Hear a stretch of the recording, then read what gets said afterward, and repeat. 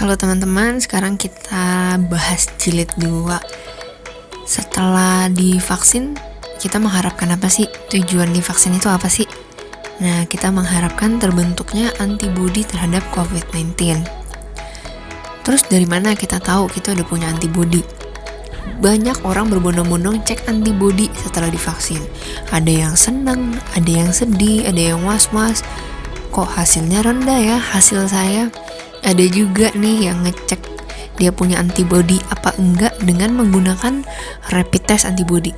Hasilnya non reaktif lagi. Jadi gimana tuh? Apakah tidak terbentuk antibodi?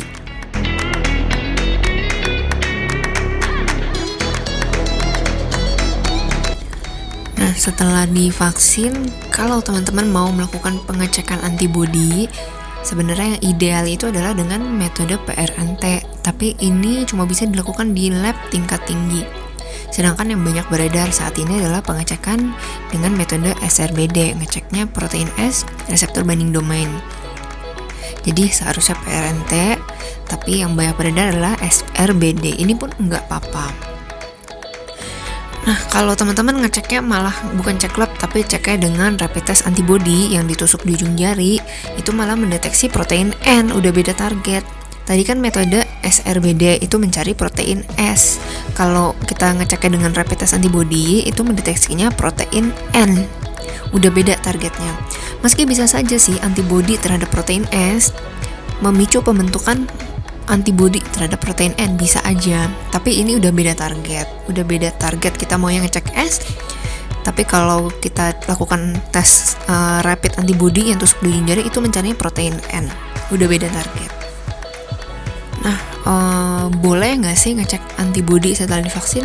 Ya boleh-boleh aja, hak asasi tiap manusia, tapi perlu apa enggak? Sebenarnya tidak perlu, dan ini pun tidak direkomendasikan atau tidak disarankan. Dan yang paling penting adalah tidak direkomendasikan melakukan pengecekan dengan rapid test antibody, karena yang pertama tadi itu beda targetnya.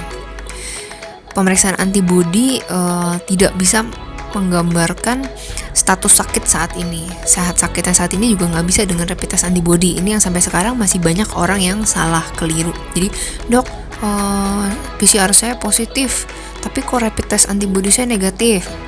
Itu ada juga yang kayak gitu. Terus ada lagi, dok, PCR saya udah negatif, saya udah sehat nih gitu, atau udah isolasinya udah lama banget, kok rapid test saya masih reaktif gitu. Ada yang nanya kayak gitu juga, sampai sekarang masih ada. Jadi rapid test antibody tidak bisa dijadikan patokan karena tidak menggambarkan status sehat sakitnya seseorang saat diperiksa. Kalau reaktif ada antibody, bisa saja menandakan orang itu pernah terinfeksi, tapi sebenarnya sekarang udah sembuh. Karena setelah sembuh pun antibodi bisa bertahan selama 6 bahkan 8 bulan. Jadi ya masih bisa terbaca reaktif. Tapi yang pasti tidak disarankan pengecekan antibodi dengan rapid test antibodi setelah divaksin. Kemudian yang tadi kalau mau cek antibodi yang disarankan sebenarnya dengan metode PRNT, tapi yang banyak beredar di kita adalah dengan metode SRBD. Nggak apa-apa, kalau teman-teman mau tetap ngecek silahkan. Yang perlu diketahui adalah ada banyak respon yang dihasilkan setelah divaksin. Yang pertama, terbentuknya antibodi dalam jumlah tinggi, lalu menurun seiring waktu, tapi masih di atas batas minimal.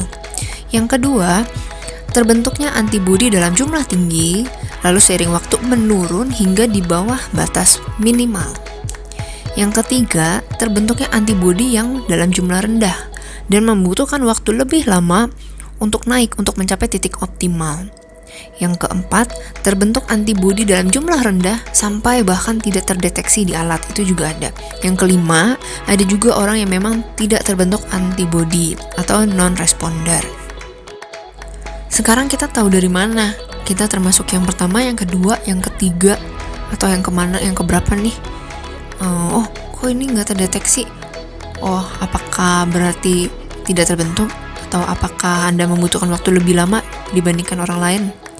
Dari mana kita taunya? Dengan pengecekan berulang, berkala. Jadi disarankan ngecek 1 bulan setelah vaksin yang kedua, lalu selanjutnya rutin setiap 3 bulan atau setiap 6 bulan untuk memantau perkembangannya.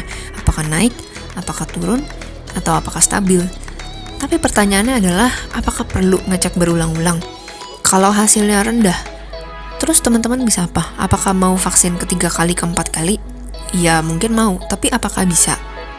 Kita kan cuma punya kesempatan 2 kali, vaksin pertama dan vaksin kedua. Jadi jawabannya teman-teman, sekali lagi ini disebutkan juga di awal bahwa pemeriksaan antibodi tidak direkomendasikan karena memang tidak perlu juga untuk dilakukan. Kalau teman-teman mau silahkan, tapi ini tidak diwajibkan dan tidak perlu khawatir kalau nggak ngecek juga. Jadi tidak disarankan dan tidak diwajibkan, tapi kalau mau silahkan, kalau masih tetap mau nggak apa-apa. Karena ya itu juga, kalau rendah terus kita bisa apa. Dan yang terpenting tetap menjaga protokol kesehatan dan hindari kegiatan luar di tempat ramai kalau tidak perlu atau tidak mendesak. Kenapa masih jaga protokol sih? Kan udah mulai turun nih angkanya gitu. Emangnya nggak bisa naik lagi? Jangan lengah, bahkan sampai saat ini masih ada korban jiwa akibat COVID-19. Jadi jangan lengah, tetap jaga kesehatan, tetap ikuti protokol kesehatan.